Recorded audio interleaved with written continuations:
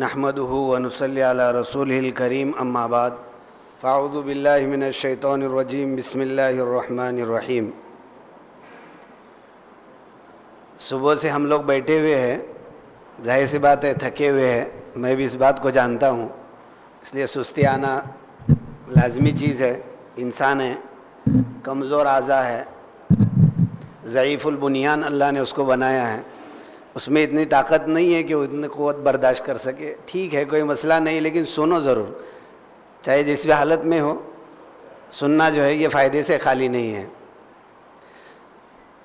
ایک آدمی اگر پیسے کے لیے اس کو دن بھر بیٹھنے کی ضرورت پڑے تو اس کو کبھی تھکان نہیں آتی ہے، فطرت ہے، یہ میری بھی وہی چیز ہے، ایسا نہیں کہ میں بول رہا ہوں تو کوئی فرشتہ ہوں، میرا بھی وہی مسئلہ ہے، اگر پیسے کے لیے ہوگا تو برابر دن بھر بیٹھے گا، کوئی تھکان نہیں آئے گی۔ لیکن دین کے معاملے میں، اس لیے کہ دین کا جب معاملہ آتا ہے تو اس وقت شیطان ساتھ میں ہوتا ہے، نفس لگ جاتا ہے، اور یہ تو ہمارے کھلے دشمن ہے، اس کا اعلان اللہ نے قرآن کے اندر کر دیا ہے، ان الشیطان لکم عدو مبین، شیطان تمہارا کھلا دشمن ہے، وہ چاہے گا ہی نہیں کہ آپ جو ہے کوئی اچھا کام کرے۔ ہر کیف ابھی دیکھو ایک بہت اہم کام ہمارے سامنے آنے والا ہے، اللہ تبارک و تعالیٰ نے ہم تمام کو حج جیسے ایک مبارک عبادت سے فارغ کر دیا۔ ہم مکۃ المکرمہ میں رہیں گے، جب تک مکۃ المکرمہ میں رہیں گے ذکر و اذکار، تلاوت، دعائیں وغیرہ کرتے رہیں گے، اور جب مکۃ المکرمہ سے مدینۃ المنورہ جانے کا موقع آئے گا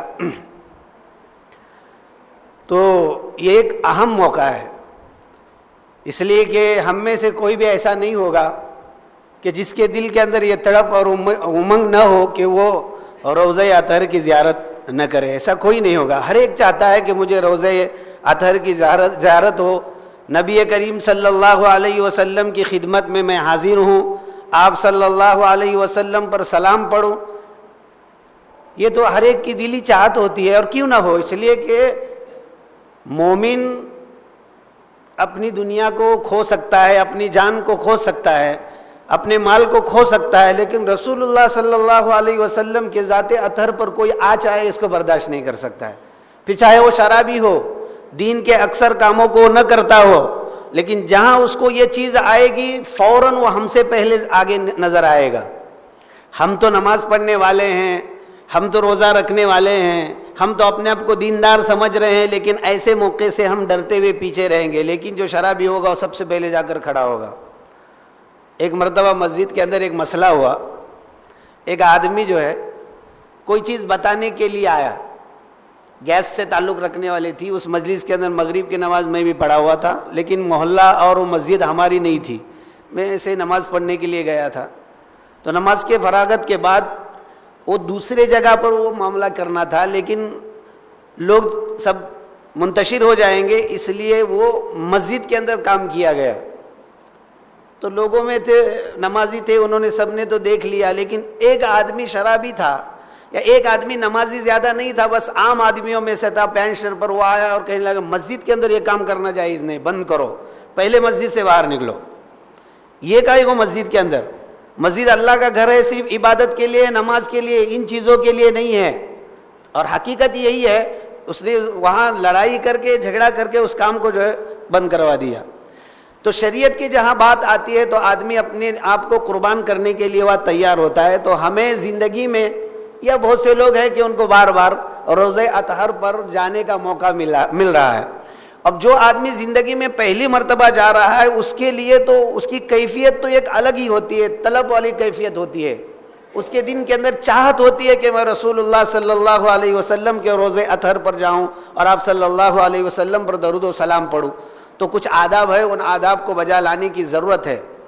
ان میں سب سے پہلا ادب یہ ہے کہ دیکھو، جب آپ مکۃ المکرمہ سے مدینۃ المنورہ جانے کا ارادہ کر لو تو طواف وداع آپ کو کرنا ہے، اس لیے کہ آپ مکۃ المکرمہ چھوڑنے والے ہیں، اور یہ حج کے واجبات میں سے ایک اہم واجب ہے۔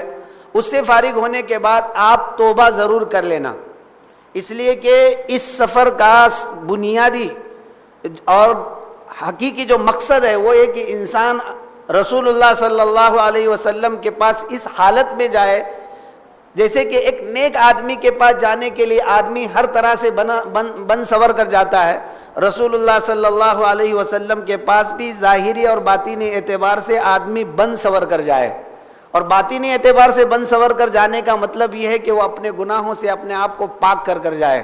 ایسے بھی اب اس نے حج کیا ہے, عمرہ کیا ہے, یہ چیزیں ایسی ہے کہ اللہ تبارک و تعالیٰ اس کا ثواب یہ دیتے ہیں کہ گویا کوئی آدمی حج کرے اور وہ واپس اپنے گھر لوٹتا ہے تو ایسا آتا ہے جیسے کہ آج ہی اس کے ماں نے اس کو جو ہے جنم دیا ہے. مطلب یہ کہ اس کے گناہ معاف ہو جاتے ہیں, اور اس کے وہ گناہ معاف ہو جاتے ہیں جو حقوق العباد سے تعلق رکھنے والے نہیں ہیں. یعنی اللہ کے حق سے تعلق رکھنے والی جو چیزیں ہیں جیسے کہ نماز فرض وغیرہ, یہ بھی معاف نہیں ہوتے ہیں. جس کے صغیرہ گناہ ہے وہ معاف ہوتے ہیں. کبیرہ گناہوں کے لیے توبہ شرط ہے. لہذا جو کبیرہ گناہ ہے اس کے لیے جو آدمی توبہ کرے, جب وہ اچھی طرح سے توبہ کر لے گا, اب اس کے بعد وہ اپنا سامان اچھی طرح سے تیار کر لے, اور اس کے بعد جو ہے سفر کے آداب بجا لاتے ہوئے, آپ نے سنا ہوگا بہت سے مقامات پر سفر کے آداب کیا ہے, تو سفر کے آداب بجا لاتے ہوئے مدینۃ المنورہ کی طرف نکلے. تو پہلا کام یہ ہے کہ توبہ اور استغفار کثرت کے ساتھ ہو مدینۃ المنورہ کے سفر میں. نمبر 2 کے اوپر درود شریف کا بہت زیادہ اہتمام ہونا چاہیے. جب آپ مدینۃ المنورہ جا رہے ہیں تو کثرت سے درود شریف پڑھیے. سب سے بڑا تحفہ رسول اللہ صلی اللہ علیہ وسلم کے لیے آپ اگر پیش کرتے ہیں وہ نذرانہ درود شریف ہے. آپ یہ لے جا کر رسول اللہ صلی اللہ علیہ وسلم کو پیش کر سکتے ہیں. رسول اللہ صلی اللہ علیہ وسلم نے درود شریف کے پڑھنے کا حکم بھی دیا ہے, اور اللہ تبارک و تعالیٰ درود شریف کے پڑھنے کے اوپر بعض موقع سے 10 گناہ معاف کر دیتے ہیں, 10 ثواب عطا فرماتے ہیں, 10 درجات کو بلند کر دیتے ہیں. اور درود شریف سے رسول اللہ صلی اللہ علیہ وسلم کی قربت بڑھتی ہے. ہر ایک آدمی یہ چاہتا ہے, کوئی ایک نیک آدمی ہے تو ہر آدمی کی چاہت ہوتی ہے کہ میں اس کا قریبی بن جاؤں. اس لیے کوئی اللہ والے آتے ہیں تو سب جو ہے ان کے ملاقات کے لیے, مسافر کے لیے جب جاتے ہیں تو ہر ایک کی چاہت یہ ہوتی ہے کہ وہ ان سے اپنی قربت جو ہے قائم کرے. اس لیے وہ ایسے ان کے سامنے ایسے آداب بجا لاتا ہے کہ میں ان کے دل کے اندر جچ جاؤں, اچھا لگوں, اور ان کے دل میں میری محبت پیدا ہو جائے. اس طرح سے آدمی قربت چاہتا ہے. تو جب رسول اللہ صلی اللہ علیہ وسلم پر کثرت سے درود پڑھا جاتا ہے تو رسول اللہ صلی اللہ علیہ وسلم کی قربت اس کو نصیب ہوتی ہے. اس لیے دوسرا کام اہتمام کے ساتھ کثرت کی جو ہے کثرت درود جو ہے وہ کرے. یعنی خوب درود شریف سفر کے اندر وہ پڑھتا رہے. مدینۃ المنورہ آنے تک نمازوں سے جو وقت ملے گا آپ کو, واجب چیزوں کے ادا کرنے کے بعد جو فارغ وقت ملتا ہے, اس کو کثرت کے ساتھ درود شریف کے اندر آپ گزاریے. خوب درود شریف پڑھیے رسول اللہ صلی اللہ علیہ وسلم پر. تو پہلا کام تو یہ ہوا کہ طواف وداع کے بعد خوب اچھی طرح سے حرم میں رہتے ہوئے اپنے گناہوں سے توبہ اور استغفار اچھی طرح سے کر لو. اس کے بعد سفر کے جو آداب ہے ان آداب کو بجا لانے کے بعد جب حرم سے باہر نکلتے ہیں تو اس وقت دعا کرنی چاہیے. اس لیے کہ اب حرم جہاں ایک نماز کا ثواب 1,00,000 کے برابر مل رہا تھا, ایک نیکی 1,00,000 کے برابر تھی, اب حرم جب ختم ہو جائے گا یہ فضیلت سے ہم محروم ہو جائیں گے. اس لیے جب تک حرم نہیں چھوٹتا ہے اس وقت تک دعا کے اندر مشغول رہو, اور اس توبہ اور استغفار کرتے رہو, اور اپنے لیے گھر والوں کے لیے مانگو. اور پھر اس کے بعد جو سفر ہوگا, نمازوں سے جو خالی وقت ہوگا, اس میں درود شریف کی کثرت کرو. یہ 2 چیزیں. تیسری چیز یہ ہے کہ بتکلف اپنے دل کے اندر رسول اللہ صلی اللہ علیہ وسلم کی ملاقات کا شوق اور ذوق پیدا کرو. یہ چیز جو ہے آدمی کو اگر پہلے ہی سے میسر ہے کہ اس کے دل میں ایک تڑپ ہو رہی کہ میں رسول اللہ صلی اللہ علیہ وسلم کے روضے پر جاؤں, اور وہ بے چین ہو رہا ہے اندر کے اندر سے, تو یہ تو بہت اچھی چیز ہے کہ اس کو یہ کیفیت حاصل ہے. لیکن جس شخص کو یہ کیفیت حاصل نہیں ہے, اس شخص کو بتکلف یہ کیفیت حاصل کرنا چاہیے کہ میں رسول اللہ صلی اللہ علیہ وسلم کے روضے پر جا رہا ہوں. لہذا دل کے اندر اس کے تڑپ ہونی چاہیے کہ مجھے اللہ تبارک و تعالیٰ روضے رسول پر پہنچا دے. اور ایک بے چینی ہوتی ہے جیسے ایک آدمی اپنے یار کے ملنے کے لیے بےتاب ہوتا ہے, بس ایسی کیفیت اپنے اندر بھی پیدا کرو کہ میں میرے محبوب جناب محمد الرسول اللہ صلی اللہ علیہ وسلم سے ملنے کے لیے جا رہا ہوں.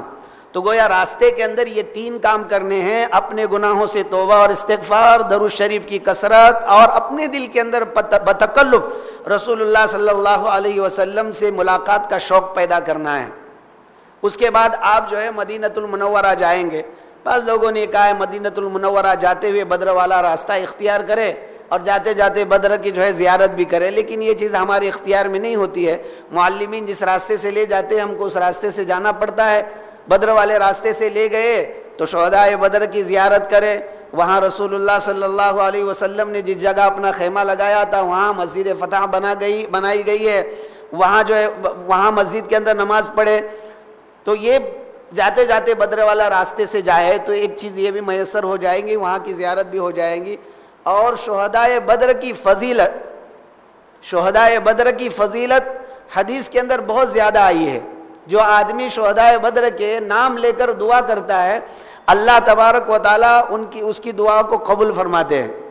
بلکہ جو بدرین صحابہ ہے جو شہید نہیں ہوئے ہیں ان کے لیے بھی یہ فضیلت ہے کہ ان کے نام لے کر اگر کوئی دعا کرتا ہے اللہ تبارک و تعالیٰ اس کی دعا قبول فرماتے ہیں. یہ زیادہ قوی امید ہے، اس لیے کہ وہ فارق بین الحق والباطل جنگ ہوئی ہے، اس جنگ نے اسلام کو غلبہ عطا فرمایا ہے. اس لیے ان شہداء کی اور ان افراد کی جو ہے دعا نام لے کر دعا کرنے سے اللہ تبارک و تعالیٰ جو ہے دعاؤں کو قبول فرماتے ہیں. تو یہ چوتھا کام، لیکن یہ ضمناً ہے، کوئی اصولاً نہیں ہے. اگر آپ کی گاڑی اس جانب سے جا رہی ہو تو یہ کام کر لے. اس کے بعد جب مدینہ المنورہ جائیں گے آپ تو ظاہر سی بات ہے آپ مدینہ المنورہ کے جب تعمیرات نظر آپ کو آئے گی تو آپ کے شوق کے اندر اضافہ ہونا چاہیے. اور یاد رکھو جس بندے کے شوق کے اندر اضافہ ہوتا جائے گا تو یوں کہا جا سکتا ہے کہ اس کے اندر سچی رسول اللہ صلی اللہ علیہ وسلم سے ملاقات کی تمنا موجود ہے. اور ورنہ ہم جس طرح سے غفلت کی زندگی گزارتے ہیں، بس جا رہے ہیں جیسے کہ تفریحات کے اندر ہم جاتے ہیں، ایسا مناسب نہیں ہے. فقہا نے یہ لکھا ہے کہ بتکلف و ذوق اور شوق اپنے اندر پیدا کرے. اب دیگر ائمہ کے نزدیک مدینہ المنورہ جو ہے اس کے لیے حدود ہے جیسے کہ حرم کے حدود ہے. روایت کے اندر نبی کریم صلی اللہ علیہ وسلم نے فرمایا کہ میں مدینہ المنورہ کے لیے حد لگاتا ہوں، جبل عیر سے لے کر جبل سور تک جو ہے یہ حرم ہے. امام ابو حنیفہ رحمۃ اللہ علیہ کے نزدیک حرم ضرور ہے لیکن وہ حکم جو مکہ کے حرم کا ہے مدینہ المنورہ کے حرم کا وہ حکم نہیں ہے. وہ حرم ضرور ہے، وہاں پر گناہ کے کام کرنا، اس کے علاوہ بدعت پیدا کرنا یہ بہت سنگین گناہ ہے. اور مقامات پر جو ہم کام کریں گے اس کے مقابلے میں اس طرح کے کوئی گناہ کے کام مدینہ المنورہ میں کرنا یا مکہ المکرمہ میں حرم میں کرنا یہ بہت بڑا گناہ ہے. اور یہ جبل عیر جو ہے یہ بیر علی جس کو ہم ذوالحلیفہ کہتے ہیں، اس جانب ایک پہاڑ ہے لمبا، وہاں سے لے کر احد کے پشت میں ایک پہاڑ ہے جس کو جبل سور کہا جاتا ہے. مکہ المکرمہ میں بھی ایک پہاڑ ہے، ایسے ہی مدینہ المنورہ بھی میں ایک پہاڑ ہے احد کے پیچھے پشت پر. وہ دونوں پہاڑوں کے درمیان کی جو جگہ ہے رسول اللہ صلی اللہ علیہ وسلم نے اس کو حرم قرار دیا. تو جب اس حرم کے اندر داخلے کا موقع آئے تو اس وقت یہ دعا کرے اللہم ان ھذا حرمک وحرم رسولک فحرم جسدی ولحمی ودمی وعصبی وعظامی علی النار اللہم امینہ من عذاب القبر واعیذہ من فتنۃ العذاب والقبر. یہ دعا کر کر جو ہے داخل ہو جائے کہ اللہ یہ تیرا اور تیرے رسول کا حرم ہے، لہذا تو جہنم کے اوپر میرے تمام تر اعضاء کو، چاہے وہ گوشت کے قبیل سے ہو، ہڈیوں کے قبیل سے ہو، خون کے قبیل سے ہو، دیگر اور پٹوں کے قبیل سے ہو، ان سب کو جہنم کے اوپر حرام فرما اور ہم کو جہنم کے عذاب سے، آخرت کے تمام تر عذاب سے ہماری حفاظت فرما. یہ دعا کر کر جو ہے حرم کے اندر داخل ہو جائے. جب حرم کے اندر داخل ہو جائے تو آپ کے درود کی کثرت میں اور جو ہے تیزی آنی چاہیے. اس کے بعد آپ جو ہے سب سے پہلے اپنے روم پر جائیے، اپنا سامان وغیرہ سیٹ کر لیجئے. اس کے بعد سب سے پہلا جو آپ کا کام ہوگا یہ چوتھے نمبر کا کام ہے آپ کا. چوتھے نمبر کا کام یہ ہے کہ سب سے پہلے مدینہ المنورہ کے اندر اگر کوئی چیز افضل ہے جو پہنچنے کے بعد کی جائے وہ رسول اللہ صلی اللہ علیہ وسلم کے روضے کی زیارت ہے. لہذا وہ کام سب سے پہلے کرنا ہے. دیکھیے نمازیں جو ہے وہ ہم پر فرض ہے اور آپ کو سب کو معلوم ہے تو وہ تو ضروری ہے، جب اس کا وقت آئے تو اس کو ادا کرنا ہی ہے. اب نماز کا وقت آیا ہوا ہے، نماز آپ پڑھ لو. اس سے فارغ ہونے کے بعد جو سب سے پہلے کام کرنا ہے وہ رسول اللہ صلی اللہ علیہ وسلم کے روضے پر آپ کو جانا ہے. لہذا یہاں سے جاتے ہوئے آپ جو ایک نیا ڈریس سلا کر جائیے، ضروری نہیں ہے. عمدہ لباس اگر آپ کے پاس موجود ہے تب بھی کافی ہے، لیکن شادی بیاہ کے اندر جو ہے بن سور کر جاتے ہیں. اب آقائے نامدار جناب محمد الرسول اللہ صلی اللہ علیہ وسلم کے روضے پر جا رہے ہیں تو وہاں کیوں ہم من سور کر نہ جائے. اس لیے یہیں سے نیت یہ کر کے کہ میں مدینہ کے اندر جا کر ایک جوڑا جو ہے پہنوں گا، اس کا یہیں سے اچھا خرید کر بذات خود اپنے پیسوں سے خرید کر ایک جوڑا اچھا نیا سلائیے اور اس کو اچھی طرح سے ایک کپڑے کے اندر پیک کیجئے جس میں آپ کا بنین نیا ہو، اس طرح سے جو بھی چیزیں آپ پہنتے ہیں وہ اچھی طرح سے نئی ہو، اور ایک خوشبو عطر کی بوتل مدینہ کے خاطر جو ہے آپ یہاں خرید لیجئے. جو مالدار ہے ان کے لیے، جن کے پاس اتنی وسعت نہیں ہے کوئی مسئلہ نہیں ہے. رسول اللہ صلی اللہ علیہ وسلم جو ہے آپ کی حالت کو دیکھ کر آپ کے سلام کو قبول کر لیتے ہیں، اس میں کوئی یہ نہیں. آدمی جس حالت میں جائے گا قبول ہوگا وہاں، لیکن اچھی حالت میں جانا یہ آداب میں سے ہے. اور وہ جس وقت مدینہ میں پہنچے اچھی طرح سے غسل کر لے، اس کے بعد اچھی طرح کپڑے پہن لے، خوشبو وغیرہ لگا لے، سرما وغیرہ لگا لے، اور اچھی طرح بن سور کر تیل وغیرہ لگا کر کنگھی وغیرہ کر اب جو ہے روضہ رسول کی طرف جانے کی نیت سے وہاں سے نکلے. یہ 4 کام جو ہے آپ کو پہلے کرنا ہے: توبہ اور استغفار، درود کی کثرت، اور اپنے دل میں بتکلف رسول اللہ صلی اللہ علیہ وسلم سے ملنے کا شوق، اور اس کے بعد پھر مدینۃ المنورہ پہنچنے کے بعد سب سے پہلا کام رسول اللہ صلی اللہ علیہ وسلم کے روضے کی زیارت. اب اس کے چند آداب ہے، لیکن آج کل کے زمانے میں ان آداب کو بجا نہیں لا سکتے ہیں. وہاں ایک راستہ متعین ہے، ہر آدمی کو اسی راستے سے سلام پڑھنے کے لیے جانا پڑتا ہے. پہلے باب جبریل سے داخل ہونے کا حکم تھا، پھر جا کر ریاض الجنہ کے اندر 2 رکعت نماز پڑھنا، پھر وہاں سے روضہ اطہر پر پہنچ کر جو ہے درود و سلام، اور پھر وہاں سے ذرا سائڈ میں ہٹ کر دعا وغیرہ مانگ کر پھر باہر نکلنا تھا. لیکن اب جو ہے کئی مرتبہ موقع جو آتے ہیں تو اس میں وہاں یہ ساری چیزیں نہیں ہو پاتی ہیں. تو جب تم سلام پڑھنے کے لیے جائے تو درود کی کثرت کرتے ہوئے آپ سلام پڑھنے کے لیے جاؤ. جس راستے سے آپ کو بھیجا جا رہا ہے اپنے پرانے ساتھیوں سے جو ہے بات کر لو، اور ان سے بات کر کر وہاں سے نکلو. وہاں جانے کے بعد جو ہے رسول اللہ صلی اللہ علیہ وسلم جس جگہ پر مدفون ہے، آپ صلی اللہ علیہ وسلم کے وہاں جو ہے یہ بنا ہوا ہے، وہاں 3 کمانیں ہیں، پہلی کمان، دوسری اور تیسری، اور 3 کمانوں میں تینوں میں ہر ایک میں 3 کھانے ہیں. تو پہلی کمان کو چھوڑ دو، آخر کی کمان کو چھوڑ دو، بیچ میں کی کمان کے اندر جو 3 کھانے ہیں اس میں سے پہلے کھانے پر جب پہنچو تو ادب سے اپنے ہاتھ کو ذرا باندھ لو، اور اس کے بعد جو ہے اپنی نگاہوں کو نیچی رکھو. آواز کے اندر ذرا تیزی ہو، بہت زیادہ بلند آواز سے نہیں، ذرا تیزی ہو، اور پورے آداب کے ساتھ سرشار ہو کر نبی کریم صلی اللہ علیہ وسلم پر سلام پڑھو. سلام کے الفاظ یاد کر لو. بڑے آدمی کے پاس جب جانا ہے تو اس کے سامنے عرضی پیش کرنا ہوتی ہے تو اس کی مشق کر کے ہم جاتے ہیں، لیکن رسول اللہ صلی اللہ علیہ وسلم پر سلام پڑھنے کے لیے یہاں سے جا رہے ہیں، لیکن ہم نے اب تک سلام یاد نہیں کیا ہے. سلام یاد کر لیجئے. وہاں جانے کے بعد اگر اتنا بھی کوئی بول دے تو سلام پیش ہو جاتا ہے، السلام علیکہ یا رسول اللہ. لیکن فقہا نے بیان کیا ہے السلام علیکہ یا رسول اللہ، السلام علیکہ یا حبیب اللہ، السلام علیکہ ایہا النبی ورحمۃ اللہ وبرکاتہ، السلام علیکہ یا خیر خلق اللہ، اشہد ان لا الہ الا اللہ واشہد انک محمدا عبدہ ورسولہ. پھر اس کے بعد دعا آتے ہیں انی اشہد انک قد بلغت الرسالہ وادیت الامانہ ونصحت الامہ فکشفت الغمہ فجزاک اللہ عنا خیر الجزاء. تو یہ جو دعا ہے وہ رسول اللہ صلی اللہ علیہ وسلم کے سلام کے موقع سے پڑھے. پھر اس کے بعد رسول اللہ صلی اللہ علیہ وسلم سے یہ کہے کہ اللہ کے رسول صلی اللہ علیہ وسلم میں آپ سے یہ عرض کر رہا ہوں کہ آپ اللہ تبارک و تعالیٰ سے میری سفارش کروا لیجئے. شفاعت کی درخواست نبی کریم صلی اللہ علیہ وسلم سے ہر امتی کو کرنا چاہیے. حضرت مولانا احمد صاحب لاہوری نور اللہ مرقدہ کہ عمل ان کے ایک شاگرد نے بیان کیا جو مدینۃ المنورہ میں وہ رہتے تھے، تو جس جگہ پر وہ رکتے تھے اس جگہ پر انہوں نے یہ بیان کیا کہ جب آدمی سلام کے لیے جاتا ہے تو اس کے آداب کیا ہے، تو انہوں نے آداب مکمل بتا دیے.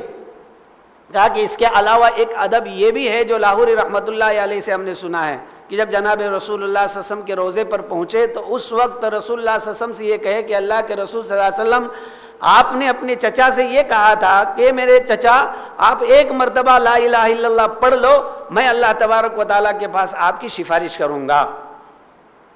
تو اللہ کے رسول صلی اللہ علیہ وسلم میں آپ کے سامنے کلمہ شہادت پڑھ رہا ہوں، آپ اللہ تبارک و تعالیٰ کے سامنے میری سفارش کرنا. اور پھر اس کے بعد اشہد ان لا الہ الا اللہ واشہد انک عبدہ ورسولہ، یہ جو ہے پڑھنا ہے.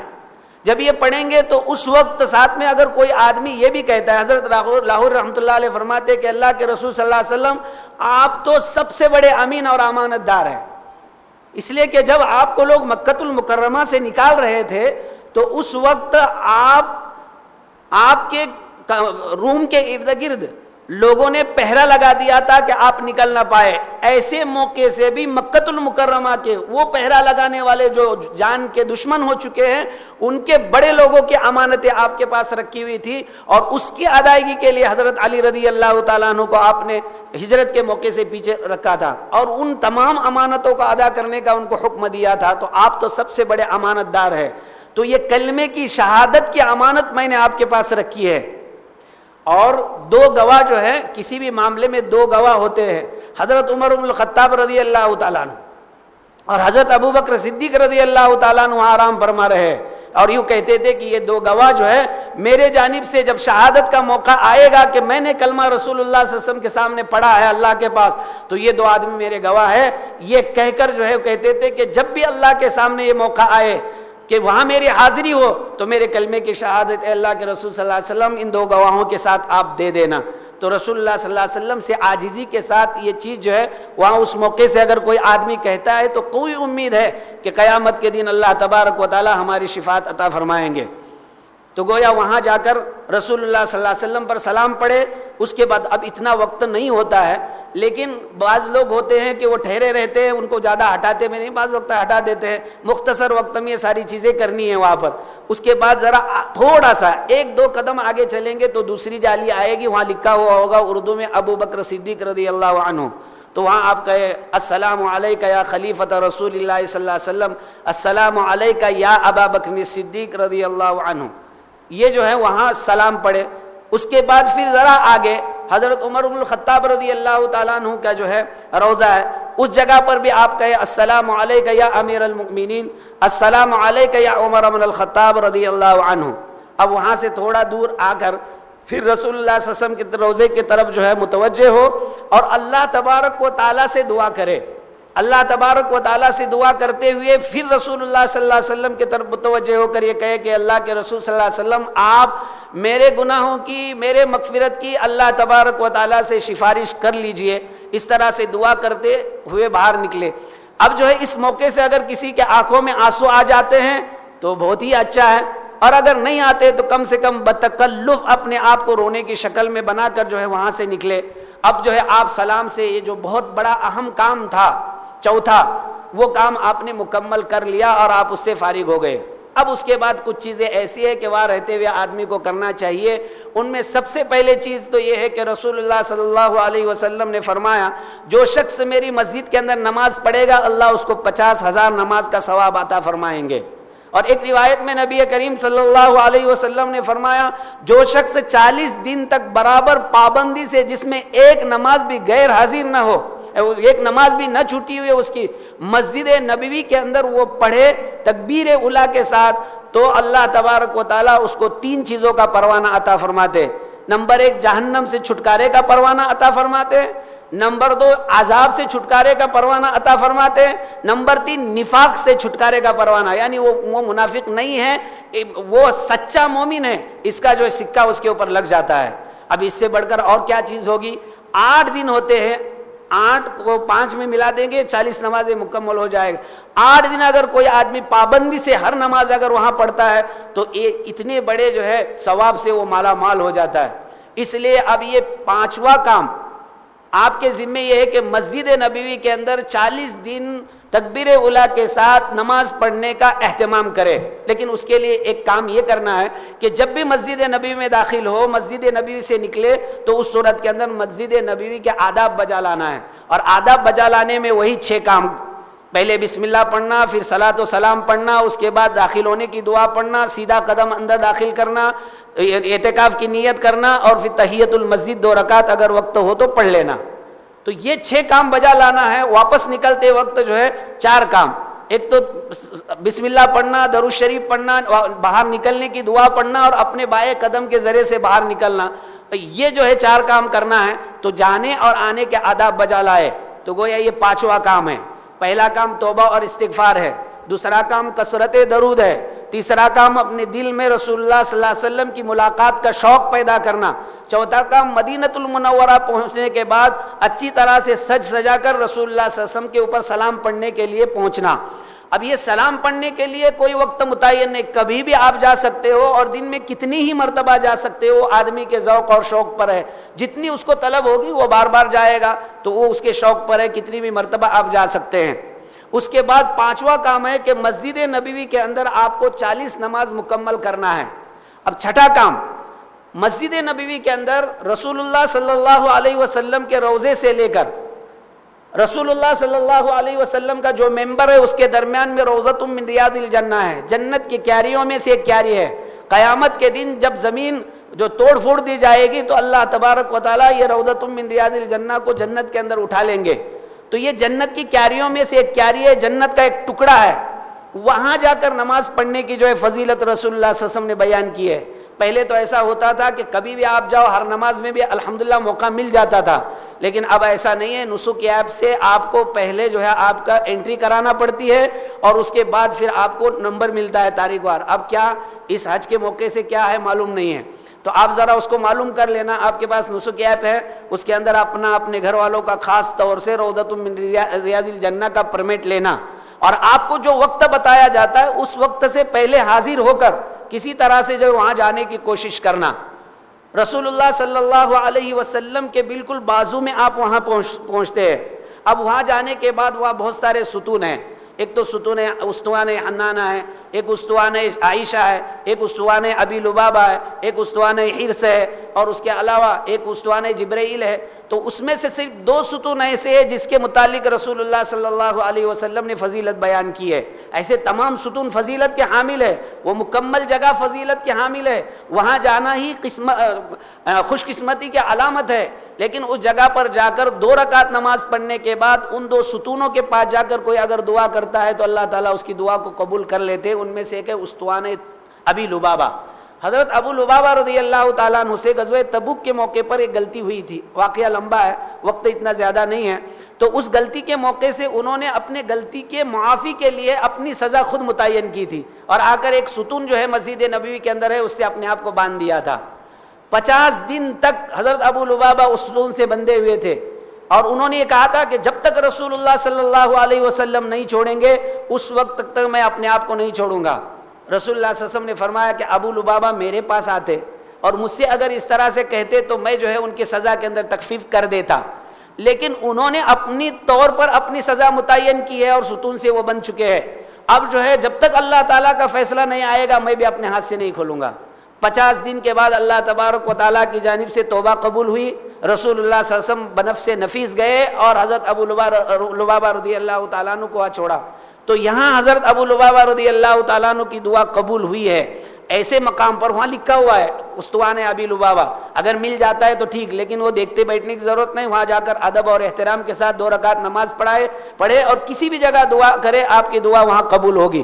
اگر آپ کو آسانی کے ساتھ وہ موقع میسر ہوتا ہے اس ستون کے پاس جا کر دعا کرے. اور دوسرا ہے استوان عائشہ.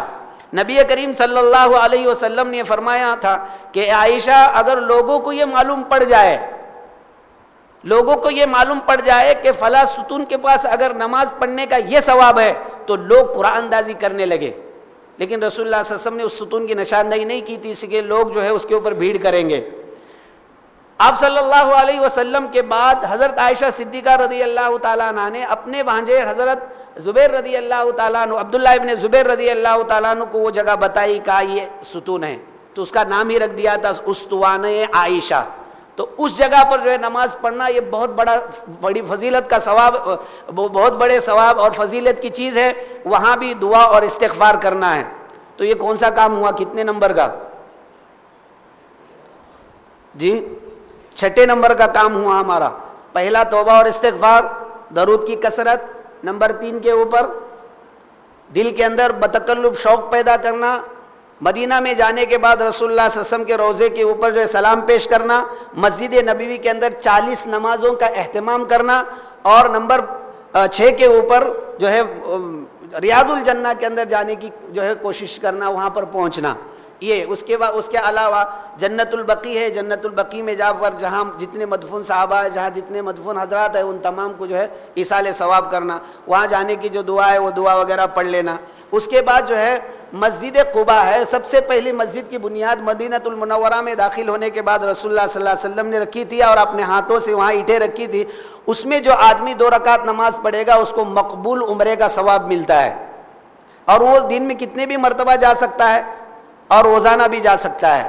رسول اللہ صلی اللہ علیہ وسلم بھی ہر سنیچر کبھی تو پیدل کبھی تو سوار ہو کر اس مسجد کے اندر جایا کرتے تھے اور وہاں جا کر 2 رکعت نماز پڑھا کرتے تھے۔ آپ صلی اللہ علیہ وسلم کی سنت سمجھ کر اور وہ ثواب پانے کے لیے مسجد قباء بھی جا کر 2 رکعت نماز پڑھنی چاہیے۔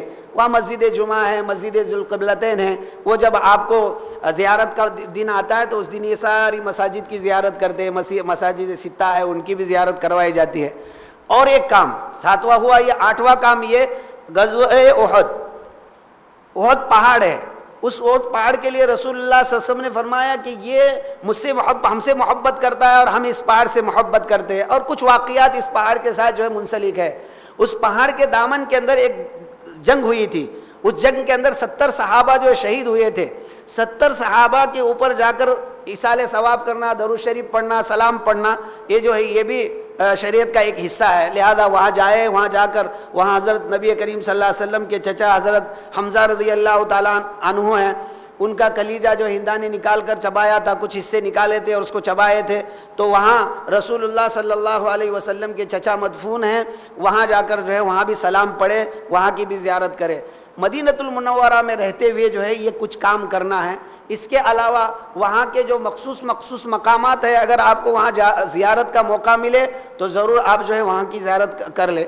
اب مدینۃ المنورہ سے جب واپس آئیں گے، یہ آخری کام، جب واپس آنے والے ہو تو جس طرح سے کسی کے فراق کے موقع سے، جیسے یہاں سے بچوں کو چھوڑ کر آپ جو ہے چھوٹے چھوٹے بچے آپ کے ہیں، معصوم بچے 3-4 ہیں، اور آپ یہاں سے جانے لگیں گے تو اس وقت کیا حال ہوتا ہے ان بچوں کو دیکھ کر؟ جب روانہ ہو رہے ہو، بس کے پاس آپ کے رشتہ دار لے کر بچوں کو آئے ہو اور آپ بس میں سوار ہو رہے ہو اور بچہ رو رہا ہو تو دل کی کیفیت کیا ہوتی ہے؟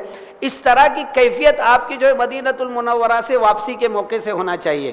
آپ جو مسجد نبوی کے اندر جو آخری نماز جو بھی ہو گیا آپ کی پڑھے، اس کے بعد 2 رکعت جو ہے سفر کے نیت سے 2 رکعت نماز پڑھے، صلاۃ التوبہ، اور اس کے اندر اور مخصوص عبادتوں کی نیت کر کے، استخارہ اور صلاۃ الحاجہ وغیرہ کی نیت کر کے 2 رکعت نماز پڑھے اور خوب بیٹھ کر دعا کرے، اور خصوصاً رسول اللہ صلی اللہ علیہ وسلم کی طرف متوجہ ہو کر کہ اللہ کے رسول صلی اللہ علیہ وسلم آپ اللہ تبارک و تعالیٰ سے ہماری سفارش کروا لیجئے۔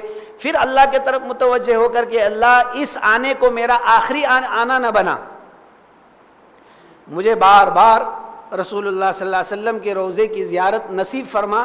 اس طرح سے خوب دعا کرے اور وہاں سے جو ہے روتے ہوئے، جو سب سے پہلے جو ہے روتے ہوئے باہر آئے، پھر جو ہے سلام پڑھنے کی جو راستہ ہے اس راستے سے سلام پڑھنے کے لیے جائے، اور رسول اللہ صلی اللہ علیہ وسلم پر اس طریقے کے مطابق جو پہلے بتایا ہے سلام پڑھ کر جو ہے باہر نکلے، کچھ دیر تک وہاں کھڑے رہے، کچھ دیر تک وہاں روئے، رونے کے بعد پھر اپنے مقام پر آئے اور سفر کے آداب بجا لاتے ہوئے اپنے وطن کی طرف واپس لوٹے۔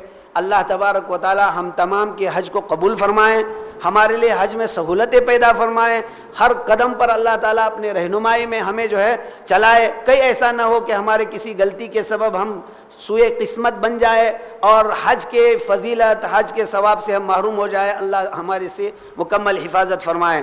اب وہاں سلام کے موقع سے اپنے جو لوگ ہیں جنہوں نے سلام کے لیے کہا ہے ان کا سلام بھی پیش کرے، اپنے گھر والوں کا بھی سلام پیش کرے۔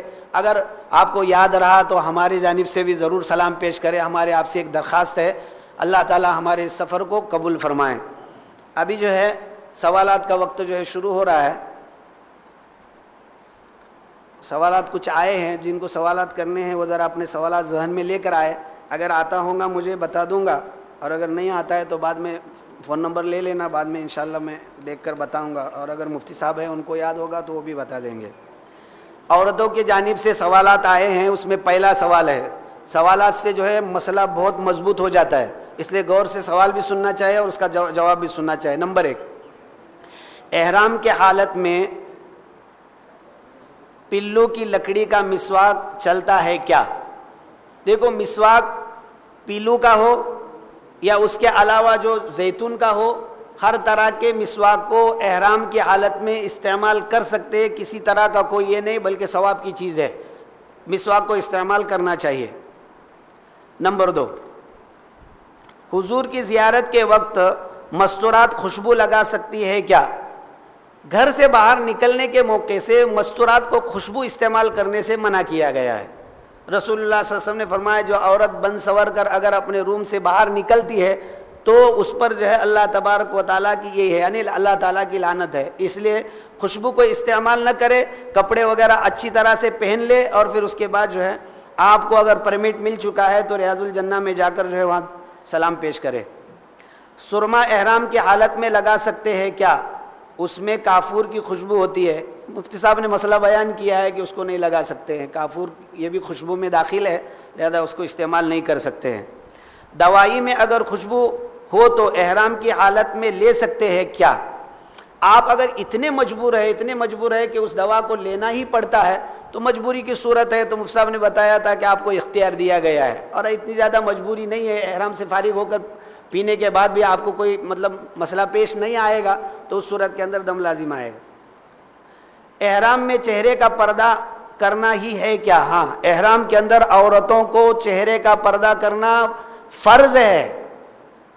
آپ حج جس طرح سے کرنے کو فرض سمجھ رہے، ایسے ہی شریعت کا حکم یعنی پردہ کرنا یہ فرض ہے۔ پردہ کرنے کی مختلف شکلیں آپ جو ہے تلاش کر سکتے ہیں، یعنی اس طرح سے بیٹھے، مثال کے طور پر بعض وقت عورتیں بیٹھتی ہے تو کھڑکی کے کنارے پر بس اپنا جو سر کے اوپر کا جو دوپٹہ ہے اس طرح سے لا کر رکھ دیتے ہیں، تو اس جانب کی کسی کو نظر نہیں آتا ہے، اور سامنے والے تو سامنے چہرہ کر کر بیٹھے ہوئے ہوتے ہیں، اس میں پردہ ہو جاتا ہے۔ اور نہیں تو اگر احرام کی حالت کے اندر ہے تو اس کو یہ ایک صورت اچھی ہے کہ جس کو ہڈ پہنا جائے یا وہ کیپ پہنی جائے اور اس کے سامنے جو ہے پردہ ڈال دیا جائے۔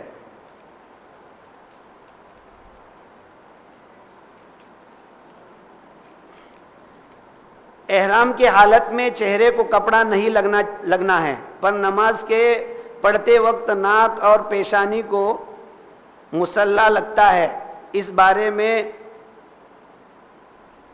بارے میں گائیڈ کرے۔ دیکھو، جس وقت ہم سجدہ کریں گے اس وقت جو ہے کپڑا لگتا ہے ہمارے چہرے کو، لیکن اتنی مقدار نہیں لگتا ہے کہ جس کے سبب سے ہمارے اوپر جو ہے دم یا کوئی چیز لازم آ گئے، اور یہ تو ایک نماز ہے تو اس میں تو یہ لگنا ہے، اس لیے شریعت نے اس کا کوئی اعتبار نہیں کیا ہے، اور اس سے پریشان ہونے کی ضرورت بھی نہیں ہے۔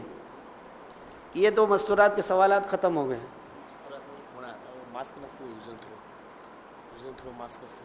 منہ کو لگا دیں، منہ کو جو ماسک وغیرہ لگاتے اس کے استعمال سے بھی منع کیا گیا ہے، احرام کی حالت میں اس کو استعمال نہ کرے، اس لیے کہ منہ جو ہے مکمل چہرے کے اندر اب اس کو آپ کتنی دیر رکھتے ہیں اس کے حساب سے جو ہے مسئلہ آپ نے سنا ہے، تو ماسک کا بھی استعمال نہ کرے۔ ابھی تو کوئی پابندی نہیں ہے حکومت کی طرف سے۔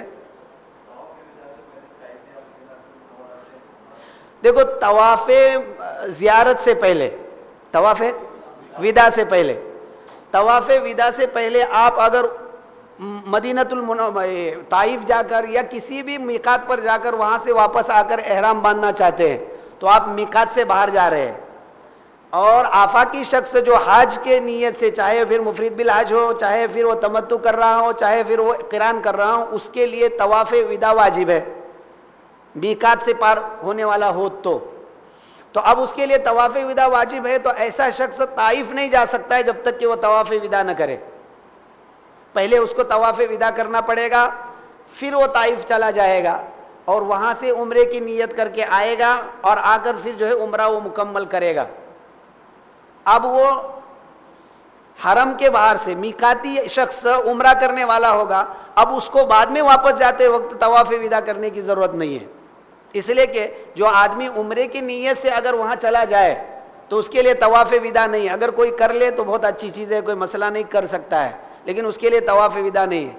حج کرنے والے کے لیے طواف وداع ہے، اور وہ اگر میقات سے باہر جانے والا ہو تو اس کے اوپر طواف وداع کر کے ہی باہر جانا چاہیے، اگر ایسا جائے گا تو گنہگار ہوگا اور اس کے اوپر ایک دم بھی لازم آئے گا، لیکن جا کر احرام باندھ کے جب واپس آئے گا تو دم ساقط ہو جائے گا، پھر بعد میں عمرہ مکمل ہونے کے بعد طواف وداع کرنا اس کے اوپر واجب ہے۔ مسئلہ سمجھ میں آیا اچھی طرح سے؟ عام طور سے یہ مسئلہ پیش آتا ہے، بہت سے لوگ بغیر طواف ودا کے ہی نکل کر چلے جاتے ہیں، تو ان کے لیے گناہ بھی ہوتا ہے اور ایک دم بھی لازم ہوتا ہے. چہ جائے کہ جب وہ عمرے کی نیت کر کر واپس آ کر عمرہ مکمل کر لیں گے دم ساقط ہو جائے گا، لیکن طواف ودا ان کو بعد میں کرنا ہے. اس لیے بہتر ہے کہ پہلے ایک طواف کر لینے کا ودا کا، اور اس کے بعد پھر طائف جا کر واپس آ جانے کا.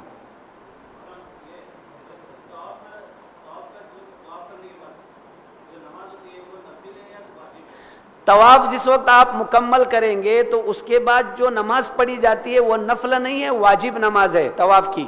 وہ آپ کے ذمے واجب ہے.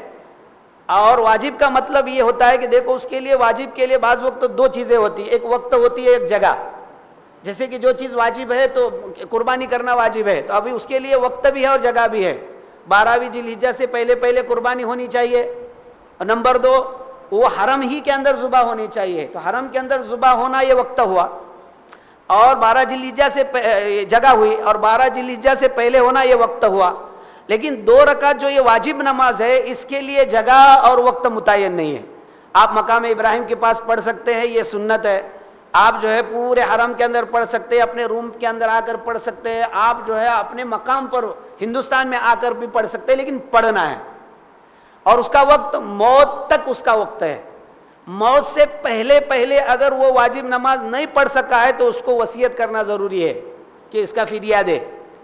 نمبر 2، اگر بعض فقہا نے یہ لکھا ہے کہ اس تاخیر کے وجہ سے اس کا کوئی دم نہیں آتا ہے، لیکن اگر وہ مر گیا تو ایسی صورت کے اندر اس کے اوپر اتنی مقدار کے ابھی وہ نماز نہیں پڑھ سکتا ہے اور اس کی موت ہونے والی ہے، اس کے اوپر دم واجب ہوتا ہے. بعض فقہا نے یہ کہا ہے اس موقع سے. تو اس لیے یہ نماز جو ہے وہ نفل نہیں ہے، یہ واجب نماز ہے. زور سے ذرا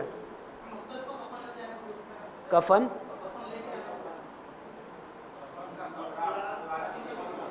نہیں، ایسا کچھ نہیں ہے. کفن وفن کا کپڑا وپڑا لینے کچھ یہ نہیں.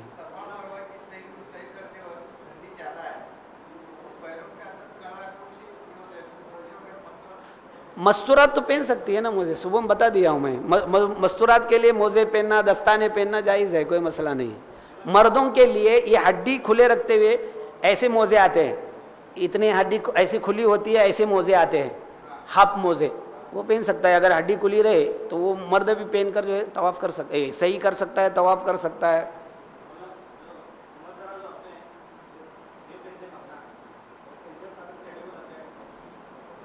ایسا اگر تھوڑا سا لگ گیا تو ابھی سنا ہے آپ نے، ایسے بھی ایسا عمرہ مکمل ہو جائے تو صدقہ کر ہی دینے کا مستورات کو تھوڑا سا، تو تاکہ کچھ جو جنایت ہو گئے اس سے پاک ہو جائے. حج بدل کے اندر سب سے پہلے جو ہے جو حج کے لیے بھیج رہا ہے اس کے جانب سے اس کو وصیت ضروری ہے. جو بھی آدمی حج بدل کے لیے بھیج رہا ہے تو وہ اس کو کہے، تو اس وقت جب یہ جائے تو اس کے جانب سے نیت کرے کہ اللہ میں فلاں کے جانب سے حج کر رہا ہوں، عمرے کے لیے جا رہے ہیں تو پہلا عمرہ کریں گے. حج بدل کے اندر بہتر ہے جو حج افراد کرنا ہے، عمرہ والی شکل نہیں. بہتر افضل، کوئی اگر تمتع کرے گا تب بھی اس کے حج بدل ادا ہوگا، لیکن بہتر حج افراد ہے.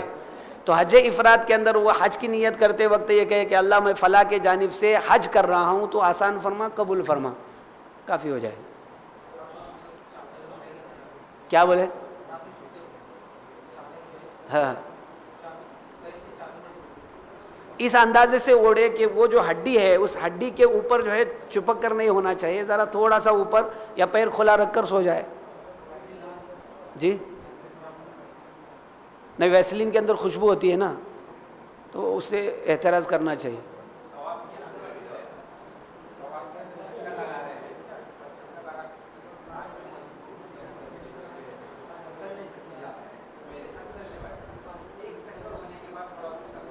ہاں رک سکتے ہیں. دیکھو طواف کو پیدر پہ کرنا سنت ہے، تو اگر کوئی معذور آدمی ہے اور وہ تھوڑی دیر رک کر پھر دوسرا چکر کر سکتا ہے، لیکن خیال یہ رکھے کہ رکنے کے لیے اس جگہ پر جگہ نہیں ہوتی، بازو میں جا کر رکنا پڑتا ہے. لیکن جب دوسرے چکر کے لیے آئیں گے تو اسی جگہ سے وہ چکر دوسرا شروع ہونا چاہیے. اگر آگے پیچھے سے ہو گیا ٹھیک، لیکن اگر آگے سے ہو گیا تو وہ چکر شمار نہیں کیا جائے. ہاں تو اب ضرورت ہے اس کو تو رک سکتا ہے، کوئی حرج نہیں. مار سکتے ہیں.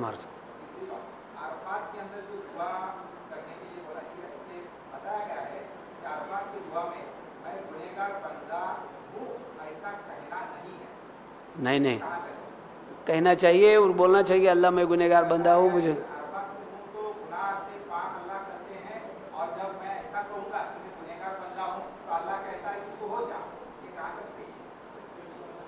کیا میری نظر سے نہیں گزرا ہے, میری نظر سے نہیں گزرا. بول سکتے ہیں اللہ گناہگار ہوں معاف فرما دے.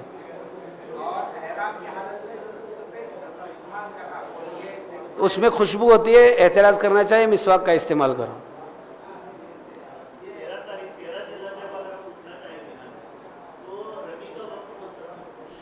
زوال سے لے کر غروب تک ہی ہے, لیکن کوئی آدمی اگر زوال سے پہلے کر لے تو ایسا لکھا ہے کہ ہو جائے گا. بہتر یہی ہے کہ زوال کے بعد سے غروب کے درمیان میں کرے.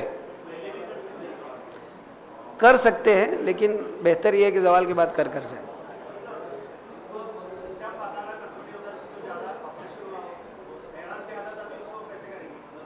پیشاب ڈائفر کا پیشاب اس میں تو نہیں کر سکتے نا, ناپاکی کی حالت میں ہو جائے گا. جا کر وضو کر کے آنے کا یا اپنے پاس وہ اسپرے رکھنے کا اور وہی بازو میں آ کر اس وضو کا. ہاں اوپر سے طواف کرنے کا نہیں. وہ پھر آپ کو جس وقت طواف کے لیے جا رہے ہیں تو اس وقت پہنا لو.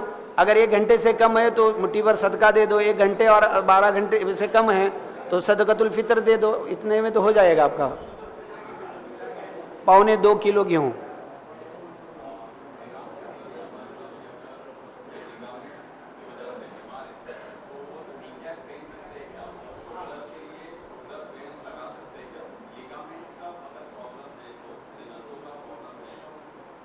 وہ تو بدن کے حیت کے اوپر وہ سلا ہوا نہیں ہوتا ہے, وہ جو پٹا ہے بدن کے حیت پر وہ سلا ہوا نہیں ہوتا ہے, یا پھر کیا ہوتا ہے اس کو سلا ہوا پٹا جو پہنتے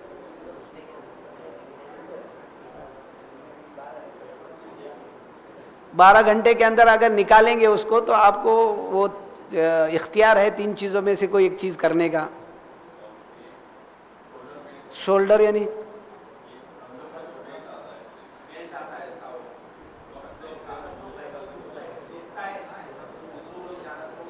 بیلٹ, اس کا مسئلہ دیکھا نہیں, دیکھنا پڑے گا.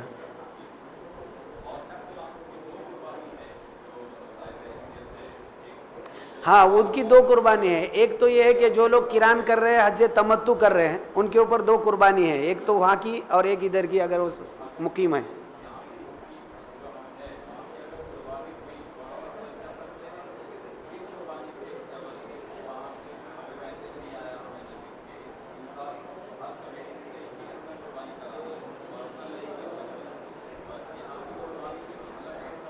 دیکھو ابھی یہ مسئلہ پوچھ رہے, یہ سب کی ضرورت ہے, ذرا سنو.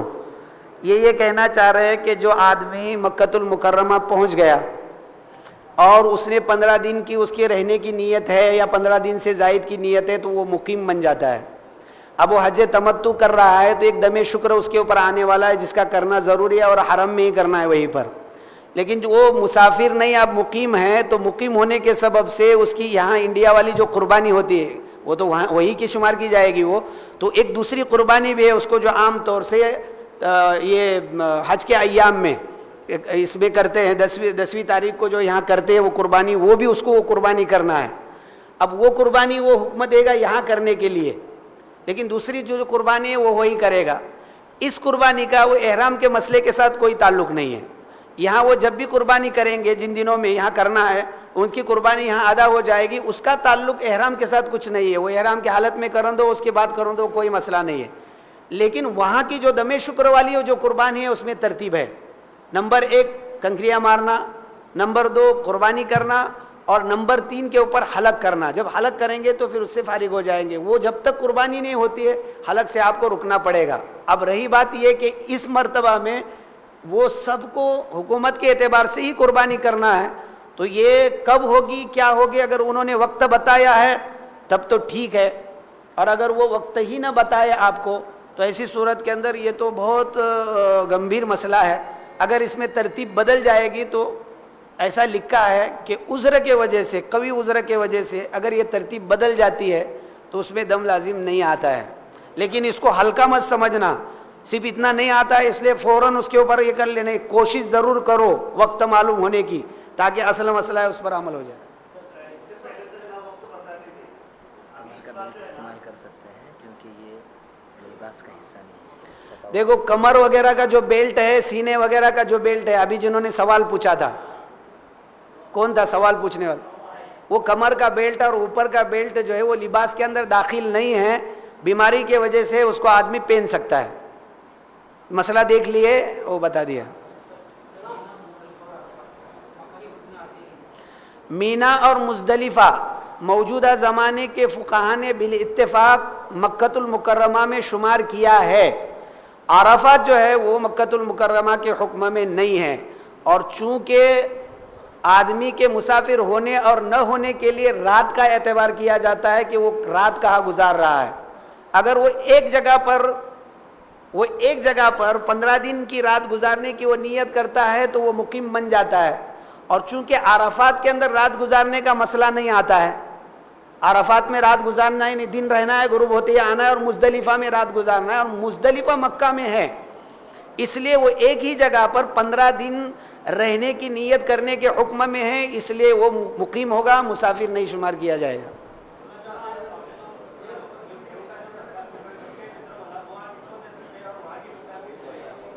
پونے 2 صدقۃ الفطر جو ہے وہاں جانے کے بعد اس کی ایک مقدار آپ نکال لیجئے، وہاں جانے کے بعد ذرا، اور غریب جو لوگ ہوتے ہیں وہاں کے فقراء پر تقسیم کرنا ہے۔ اب آپ پوچھیں کہ وہ کون غریب ہے، تو اب میں تو نہیں پہچان سکتا، نہیں اسی جگہ پر ادا کرنا ہے ہر محترم۔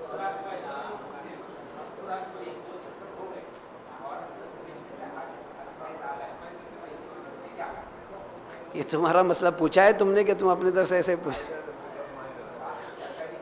اگر مستورات طواف کر رہی ہے، مثلا طواف زیارت کر رہی ہے، 2 چکر مکمل ہو گئے ہیں اور مستورات کو جو ہے ماہواری شروع ہو چکی، تو اب وہ مستورات ماہواری جس کو شروع ہو چکی ہے وہ کیا کرے گی؟ وہ اپنے طواف کو موقوف کرے گی، طواف زیارت کو۔ اب وہ پاک ہونے تک برابر رہے گی، اس لیے کہ اب وہ حالت تو کروا چکی ہے قربانی کرنے کے سبب سے، اب وہ ایسے ہی حالت کے اندر رہے گی، جس وقت پاک ہوگی غسل کرے گی، آ کر طواف زیارت کرے گی، اس کے بعد 2 رکعت نماز پڑھے گی، اور اس کے بعد اگر صفا مروہ کی سعی نہیں کی ہے تو صفا مروہ کی سعی کرے گی، اس کو دم وغیرہ دینے کی ضرورت نہیں ہے، اس کے دل میں سے دم ساقط ہے۔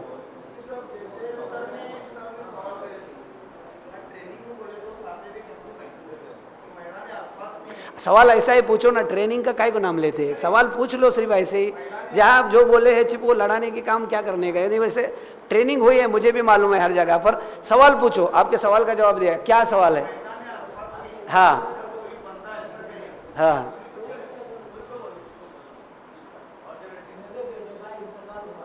اچھا،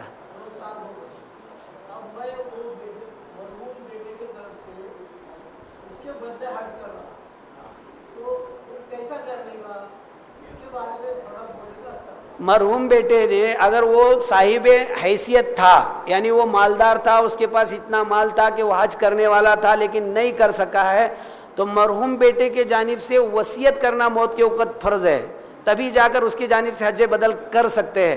اگر موت کے وقت اس نے وصیت نہیں کی اور وہ انتقال کر گیا، اور اب اس کے جانب سے کوئی کرنا چاہتا ہے جیسے آپ کرنا چاہ رہے ہیں، اور اس نے وصیت نہیں کی تھی، تو آپ مکمل حج کرو، اور اس کے بعد یہ کہو کہ اللہ اس حج کا ثواب جو ہے میرے بیٹے کو پہنچا، ایک صورت۔ دوسرا، جس وقت آپ احرام باندھ رہے ہو اسی وقت نیت کرو کہ اللہ میں یہ حج کروں گا، اس کا جو ثواب ہوگا میرے بیٹے کو پہنچا، تو آپ کا یہ کام ہو جائے گا۔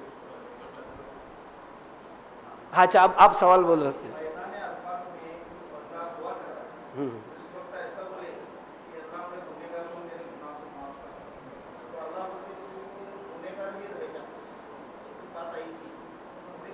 ان کو بولا نا، میں ان کو صاحب بولا، اب دوسری مرتبہ ایسا کچھ نہیں ہے، اس طرح سے آپ کہہ سکتے ہیں کہ اللہ گناہ ہوتا، اب گناہ سے معافی کیسے مانگیں گے، توبہ کیسے کریں گے؟ عرفات میں تو گئے اس لیے کہ اللہ تعالیٰ سے توبہ کرنا ہے، تو کیا کہہ کر توبہ کروں گا؟ اب تو پاک ہے آپ کے لیے، اب کیا کرنا ہے؟ اللہ میں پاک ہوں، مجھے پاک ہی کر۔ وہ تو گنہگار بندہ تو کس طرح سے گناہ کیا کیا ہوگی کہ اس کی تو کوئی حد نہیں ہے، اٹھتے بیٹھتے چلتے پھرتے اللہ تبارک و تعالیٰ کی شان میں گستاخی ہوتی ہی رہتی ہے. تو یہ چھوٹے موٹے جو گناہ ہیں وہ تو چلتے رہتے. عرفات میں رہتے ہوئے بھی کیا کیا نہیں کرتے. اگر اس کی فہرست نکالی جائے گی تو ہم حاجی ہونے کے باوجود منہ دکھانے کے قابل نہیں رہیں گے. یہ تو اللہ کا احسان ہے کہ ہم کو پاک کرتے ہیں. کر سکتے. دیکھو یہ کہہ رہے ہیں کہ احرام کی حالت میں چھاتا استعمال کر سکتے ہیں کیا. آپ یہ بات یاد رکھو, چھاتا لے کر جاؤ یہاں سے.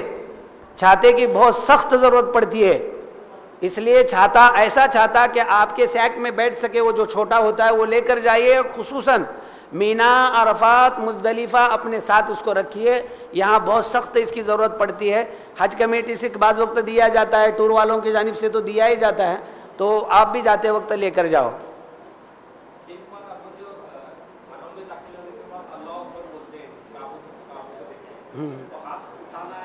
نہیں, ہاتھ نہیں اٹھانا ہے. دعا کے لیے ہاتھ دیکھتے کے ساتھ بسم اللہ یا اللہ اکبر, اور اس کے بعد جو دعا آتی ہے وہ پڑھنا ہے. ہاں وہ پڑھ سکتے, لا الہ الا اللہ واللہ اکبر. نہیں.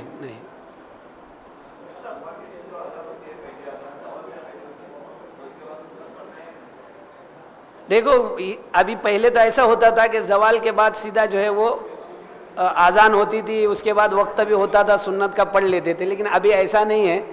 زوال سے پہلے ہی آذان ہوتی ہے, اور جیسے ہی زوال ہو گیا تو فوراً جو ہے وہ خطبے کی آذان ہوتی ہے اور خطبہ شروع ہو جاتا ہے. تو سنت کب پڑھنے کا یہ مسئلہ ہے. تو چلتے ہیں, پہن سکتے ہیں.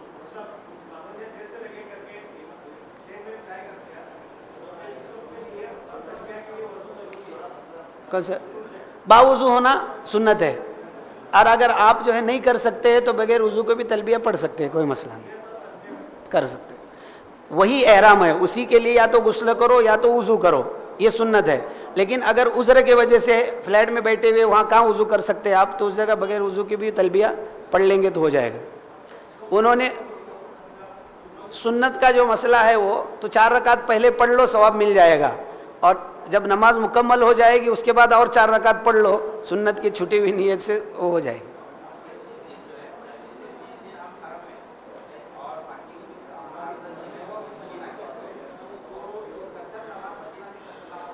ہاں مدینہ میں تو قصر ہوگی, اس لیے کہ 10 دن رکنے والے ہیں. مدینہ میں 15 دن اگر رکنے والے ہیں یا 15 دن سے زائد ہے تب تو مدینہ کے اندر جو آپ مقیم ہے, ورنہ 15 دن سے کم ہے تو آپ مسافر ہے, 2 رکعت ہی نماز پڑھنا ہے. آپ کو تو امام کے پیچھے ہی پڑھنا ہے, تو وہ 4 رکعت پڑھائیں گے, ان کے ساتھ 4 پڑھ لینے کا.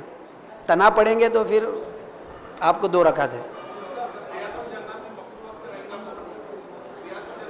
یہ ریاض الجنہ کے اندر بعض وقت عصر کے بعد جو ہے لے جایا جاتا ہے. اس وقت کیا کرنے کا, تو اپنی زندگی میں جو قضا نمازیں ہو چکی ہے, فرض نماز تو زندگی میں قضا ہوئی ہوگی, ایک ایک کی جو ہے قضا کرنا شروع کر دینے کا. وہ بھی سورج کے پیلا ہونے سے پہلے, سورج کے پیلا ہونے کے بعد پھر صرف دعا, اس لیے کہ اسی دن کے عصر کی نماز اس وقت پڑھ سکتے ہیں, اس کے علاوہ نماز نہیں پڑھ سکتے.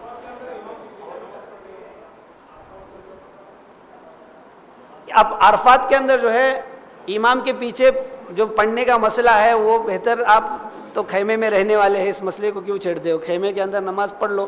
کوئی جوان آدمی جانے والا ہو تو مجھے ذرا کھڑے ہو کر بتاؤ کہ میں مسجد نمرہ جانے والا ہے, تو پھر میں اس کو مسئلہ بتاتا ہوں.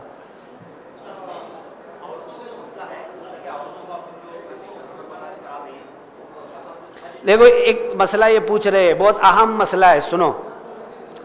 ایک اہم مسئلہ یہ پوچھ رہے ہیں کہ ابھی عورتیں جو ہے ہم اپنے پیسے دے کر عورتوں کو لے جا رہے ہیں. اب وہ جب حج کرے گی تو ظاہر سی بات ہے اس کے اوپر تو اس کے پاس تو اتنے پیسے ہیں ہی نہیں, عورتوں کے اوپر حج تو فرض نہیں ہے. اب بعد میں وہ اگر وہ اس کے پاس پیسے آ جائے کسی طرح سے تو اس کو ڈبل سے حج کرنا ضروری ہوگا. تو اس لیے بہتر یہ صورت ہے کہ آپ اپنے عورتوں کو جو پیسے لگنے والے ہیں وہ یہ کہو کہ ہم نے تم کو وہ ہدیہ کر دیا ہے, اور اس طرح سے ان کو صاحب نصاب یعنی حج کرنے کی قدرت والا بنا دو. اور وہ جب حج کرے گی تو اس کا حج فرض ہو جائے گا. بعد میں جب اس کے پاس مال آ جائے گا تو وہ نفل کرنا چاہے تو نفل کر سکتی ہے, تو اس کا حج فرض ادا ہو جائے گا.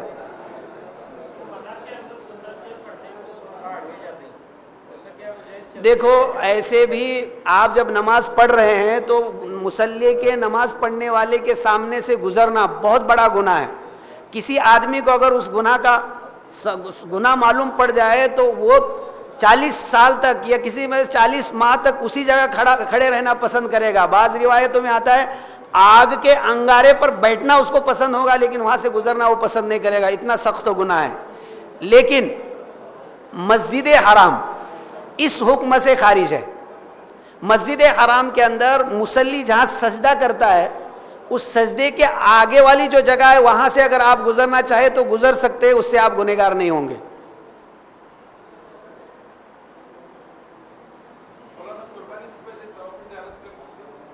قربانی سے پہلے مسنون طریقہ یہ ہے کہ پہلے رمی, اس کے بعد قربانی, اس کے بعد جو ہے حلق, اس کے بعد طواف زیارت. لیکن کسی آدمی نے رمی کر لیا, اب اس کو معلوم ہے کہ میری قربانی جو ہے ابھی نہیں ہونے والی ہے, 2 دن کے بعد یعنی 11ویں کے بجائے 12ویں کو ہونے والی ہے, تو ایسا آدمی جو ہے اب حلق نہ کرائے, وہ سیدھا جائے طواف زیارت مکمل کر لے, صفا مروہ کے درمیان میں سعی کر لے اور اس کے بعد جو ہے بیٹھا رہے. جب اس کو معلوم پڑ جائے کہ میری جو ہے قربانی ہو چکی ہے اس کے بعد حلق کروا لے, وہ جو ہے تمام چیزوں سے فارغ ہو جائے گا.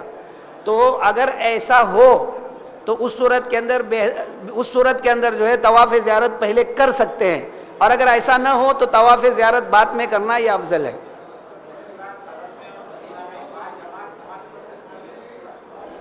پڑھ لیا جائے, کیا جا رہے اس کے لیے. تو ویسے عورتوں کے لیے حکم یہ ہے کہ وہ وہاں روم کے اندر ہی نماز پڑھے, ان کے لیے زیادہ ثواب وہی ہے. لیکن جا رہے حرم تو نماز پڑھنے کے لیے نہیں, طواف کی نیت سے جاؤ اور وہاں جو ہے نماز کے اندر شریک ہو جاؤ, اس کے بعد ایک آدھ طواف کر لو, تو پھر وہ چیز جو ہے وہ جو منع کیا ہے وہ ختم ہو جائے گا اور آپ کے لیے جواز کی شکل نکل جائے گی.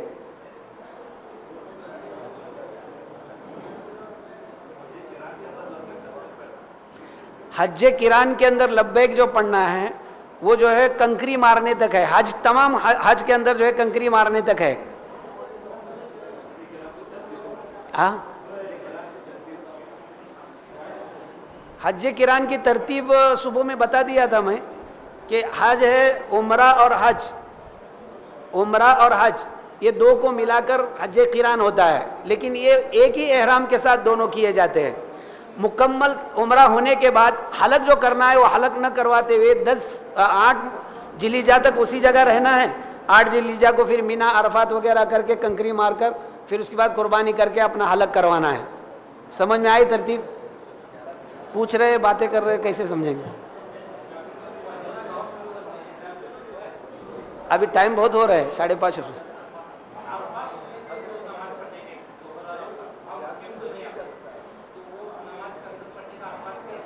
نہیں دیکھو, اقامت کا جو اعتبار کیا جاتا ہے, میں نے یہ کہا ہے آپ کو کہ مدینہ جانے تک اگر آپ 15 دن مکۃ المکرمہ میں رہنے والے ہیں اور 80 کلومیٹر کا سفر کرنے والے 77 کلومیٹر کا سفر کرنے والے نہیں ہیں تو آپ مقیم ہو گئے. اب عرفات کے اندر جب جائیں گے تب بھی مقیم ہی ہوں گے, وہاں آپ کو 4 رکعت ہی نماز پڑھنی ہے.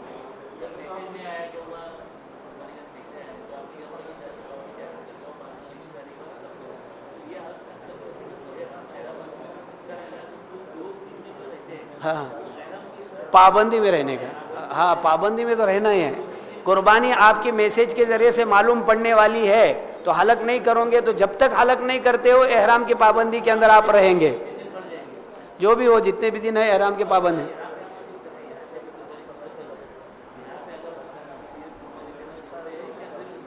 بتائے نا, ابھی بتائے, یہاں کی بھی قربانی ہے آپ کو جو قربانی کرنی ہے, وہاں اگر مقیم رہیں گے تو.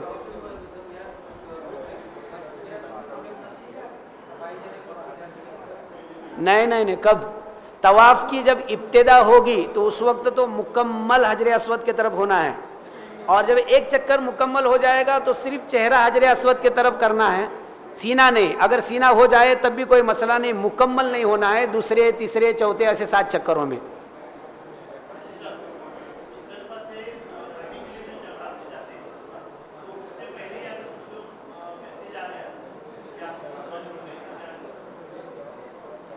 آپ کی قربانی ہی نہیں ہوگی. قربانی تو 10ویں ذوالحجہ سے شروع ہوگی, صبح صادق سے. ہاں,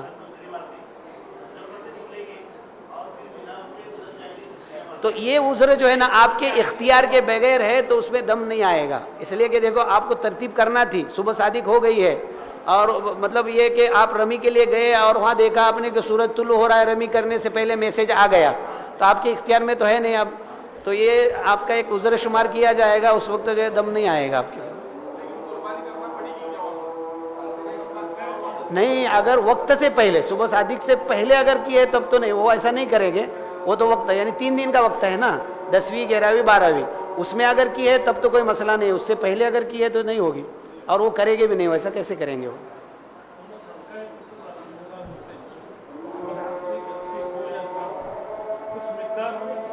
دے سکتے بھائی. دعا باقی ہے، دیکھو دعا عبادت کا مغز ہے، یہ بات یاد رکھیے. دن بھر بیٹھنے کا فائدہ آپ کو اس وقت ہوگا جب آپ دعا میں شریک رہیں گے. دن بھر بیٹھنے کا ثواب اس وقت ہوگا. الدعاء مخ العبادہ، دعا جو ہے عبادت کا مغز ہے. اخیر میں اپنے گناہوں سے توبہ اللہ تبارک و تعالیٰ سے کرنا ہے. اس لیے ابھی آپ کا جو ہے یہ مکمل نہیں ہوا ہے. آپ جہاں بھی ہے جلدی سے یہاں آ جاؤ، دعا ہوگی، دعا کے بعد آپ جو ہے جا سکتے ہو گئے. اب سب سوالات مکمل ہو چکے ہیں تو آ جاؤ جلدی سے، بیٹھ کر دعا کر لیں گے.